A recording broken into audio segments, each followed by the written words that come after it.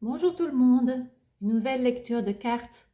Cette lecture, c'est pour le mois de mars 2025.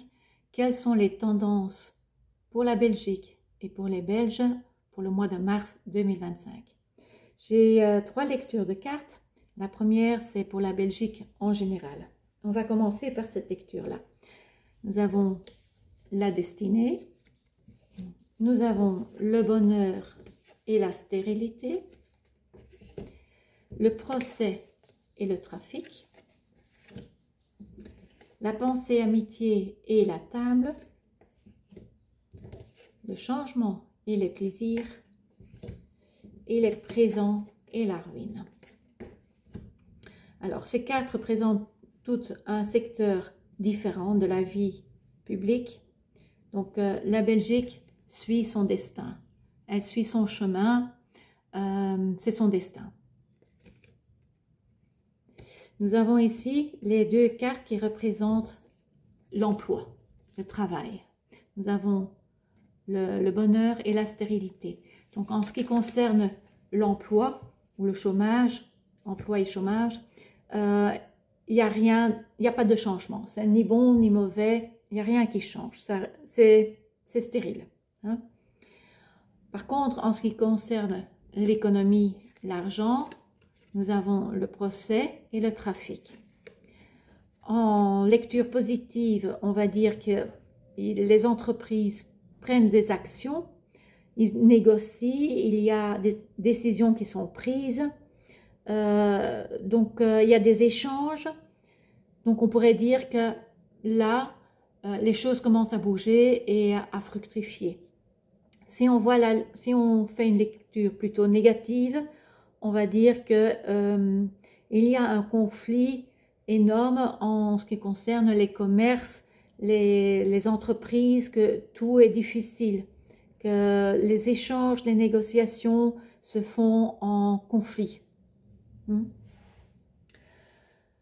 Mais on reste positif. Donc, il y a des actions qui sont entreprises pour stimuler les entreprises.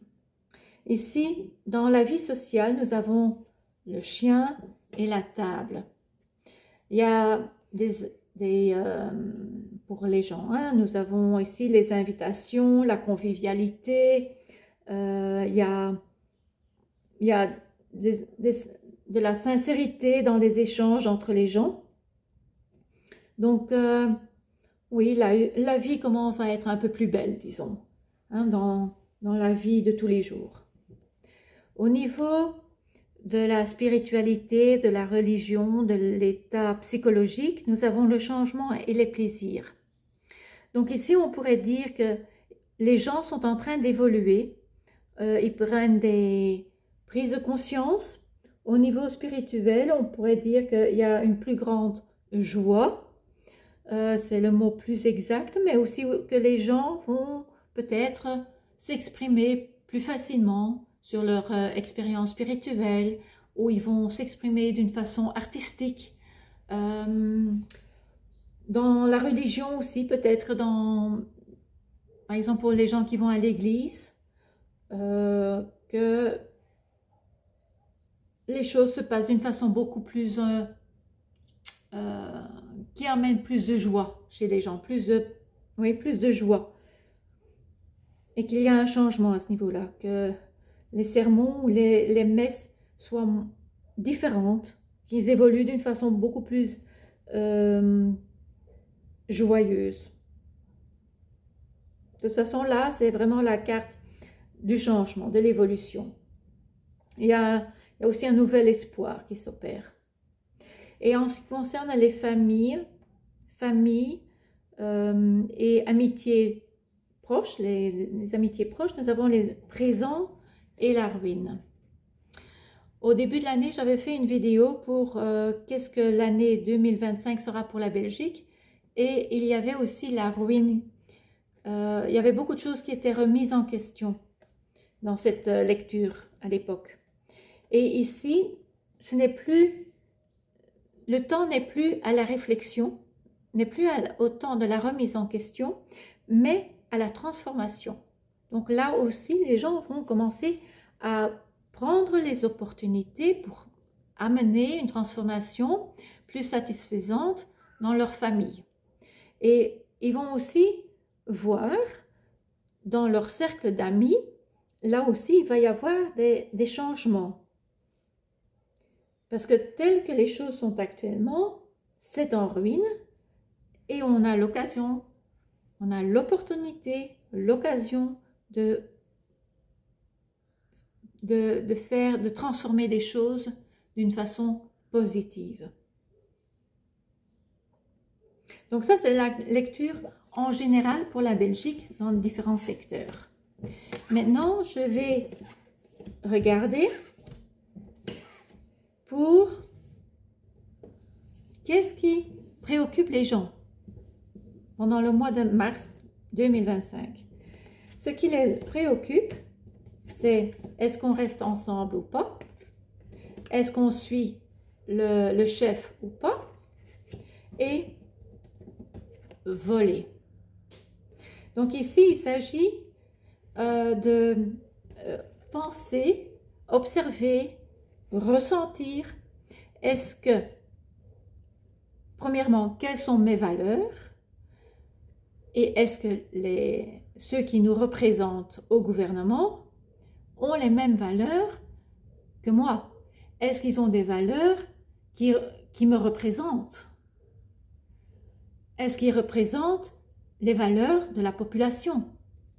Si ce n'est pas le cas, on se sépare d'eux et on va suivre notre propre chemin. La carte de voler, c'est aussi la carte qui nous inspire, qui nous demande à prendre de la hauteur et de regarder les choses d'une toute autre façon. Donc, la carte de la séparation, c'est dans ce cas-ci, est-ce qu'on suit nos chefs ou pas? Donc ici, il est vraiment question de valeurs. Quelles sont mes valeurs? Est-ce que ces gens qui nous représentent au gouvernement partagent les mêmes valeurs? Est-ce qu'ils montrent qu'ils ont les mêmes valeurs que nous ou pas? Et s'ils n'ont pas les mêmes valeurs que nous, est-ce que je vais continuer à les suivre ou est-ce que je vais suivre mon propre chemin? Donc c'est ce qui préoccupe les gens pendant le mois de mars 2025 en Belgique. Donc maintenant on est encore dans la phase de quelles sont mes propres valeurs? Est-ce que je me reconnais dans les décisions aussi qui sont prises par le gouvernement? Est-ce que je me reconnais dans ces décisions-là? Est-ce que j'aurais pris les mêmes décisions?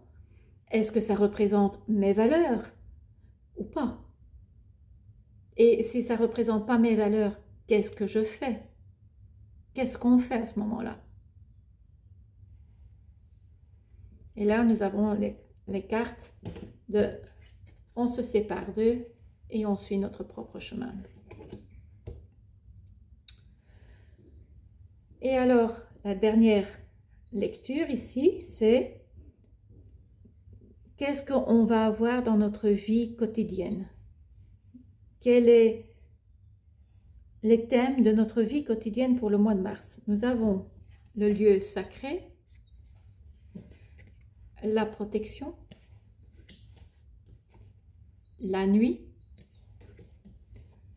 l'exutoire et la coopération. Alors, nous avons ici les cartes qui nous disent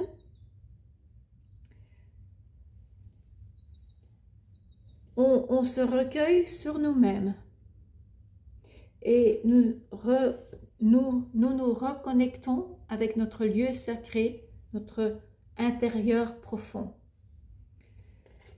Ici aussi, on est stimulé à nous reconnecter avec soi-même, avec notre profond, mon moi profond.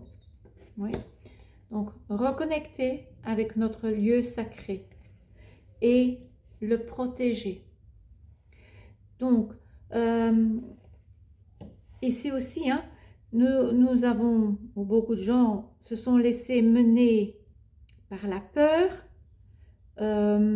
et sont sortis de leur lieu sacré, ils se sont sortis, ils se sont mentis, et ils se sont laissés mentir, et ils se sont mentis.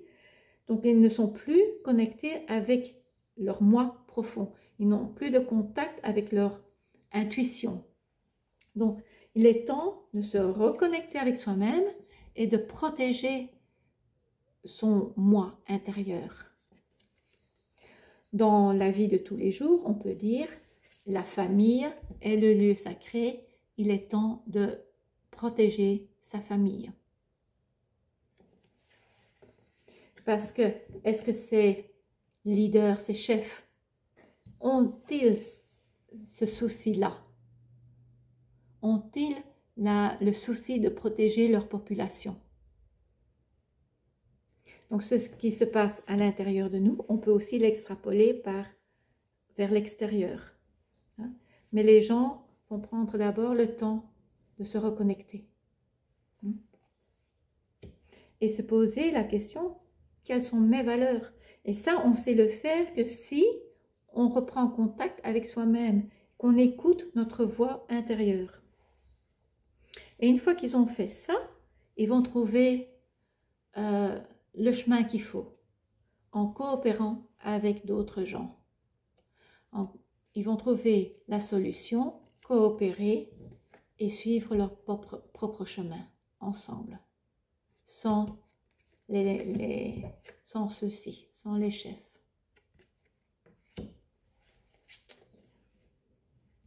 Donc, ce qui préoccupe les gens pendant ce mois-ci va se refléter dans leurs actions dans la vie de tous les jours.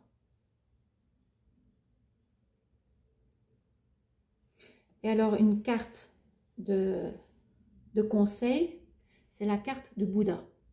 Bouddha est celui qui vous aide à prendre plus de conscience, à regarder au travers des peurs, des limitations, de ce qui vous limite, vous aide à avoir un contact profond avec vous-même et à faire confiance à votre ressenti et à votre intuition, à votre voix intérieure. Donc c'est ces deux rangées-ci et cette carte parlent de la même chose. Parlent de la même chose. Au niveau intérieur, au niveau spirituel et au niveau de la vie de tous les jours. Donc, reconnectez-vous avec vous-même, avec votre moi le plus profond. Reconnectez-vous avec votre famille. Protégez votre moi intérieur et protégez votre famille. Prenez le temps de faire cette connexion. Vous trouverez un moyen, une porte de sortie en coopérant avec les autres. Et vérifiez quelles sont vos valeurs profondes. Et est-ce que ceux qui nous représentent ont-ils les mêmes valeurs? Ont-ils le souci de protéger leur population, qui est leur lieu sacré finalement, hein? Est-ce que c'est ce qu'ils font ou pas?